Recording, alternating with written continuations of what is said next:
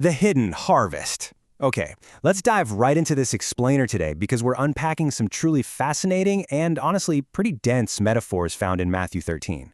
I mean, if you've ever looked around and just wondered about the balance of good and bad in the world, or how real, lasting growth can actually happen when everything seems, completely chaotic, well, this text gives us a really powerful framework. We're going to break down these ancient parables to try and wrap our heads around the mystery of the kingdom of God's growth, especially when it's surrounded by all this worldly tension. And that brings us to this really heavy central question. How on earth does good grow in a world that is so corrupted by evil? Look, we aren't looking at some utopian picture here where everything is perfectly neat and easy, not at all. Instead, we're zooming in on the profound mystery of the kingdom of God growing, literally right smack in the middle of intense worldly tension. The source text absolutely acknowledges that corruption exists, that evil is very much present. But here's the catch. There is a very specific, deliberate way that good continues to develop and thrive right alongside it. So let's move into part 1, wheat, weeds, and divine patience. Think about it. The totally intuitive human reaction to weeds is just to rip them out immediately, right? We want to fix the problem the second we see it. But in the ancient agrarian context of this text, doing that would be an absolute disaster. Why?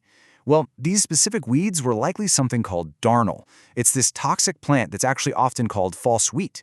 And here's the crazy part. In its early stages, darnel looks practically identical to actual wheat. Even worse, as it grows, its roots literally physically intertwine with the roots of the good crop. So to violently pull the wheat out meant destroying the wheat right along with it. The text is showing us that the immediate eradication of the bad is actually deferred for a very practical, absolutely vital reason, which introduces this amazing concept of divine patience. Now, we need to be clear here. This delay in judgment isn't apathy. It's definitely not a sign of weakness. It is a deeply protective measure. God defers judgment specifically to protect the righteous until the final harvest. Because, as we just saw with those dangerously tangled root systems, if you act too early, you risk uprooting the good stuff entirely. So divine patience is really a deliberate, calculated choice to temporarily endure the presence of evil, just to ensure that the good is completely preserved and brought to its full maturity. It's a real game changer, honestly. It completely shifts our perspective from demanding immediate perfection to trusting a long-term, highly protective strategy. All right, on to part 2, the power of humble beginnings.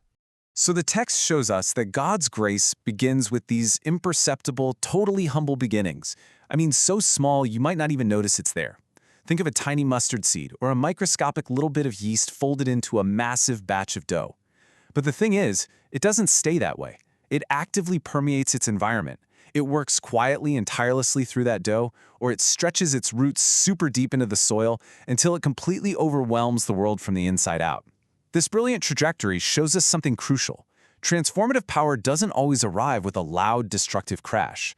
Actually, most often, true transformation starts small, operates totally under the radar, and eventually changes absolutely everything. And that leads us perfectly to part 3, the inevitable final triumph. These parables basically lay out two absolute necessities for navigating what is, let's face it, a pretty messy world. First, divine patience is out there actively protecting the good amidst all the corruption. And second, God's grace transforms through these unseen, humble beginnings. The source text makes it abundantly clear that this is a call for absolute faith in God's sovereignty. We're essentially being asked to believe in this hidden, transformative power of grace, even when we are completely surrounded by the weeds, It's a call to trust the process of growth, and really to trust the profound wisdom of that delay.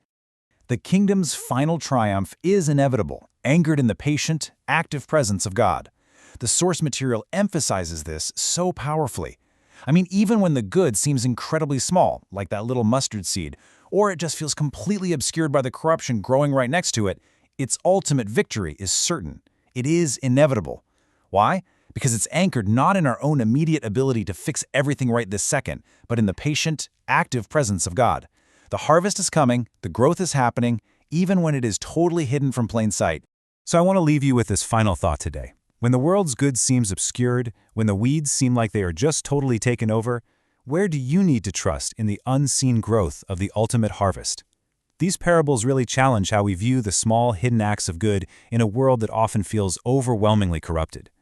They're asking us to trade our anxiety for patience and our doubt for a solid faith in an inevitable triumph. Keep looking for those humble beginnings out there. Thank you so much for joining me for this explainer, and I'll catch you next time.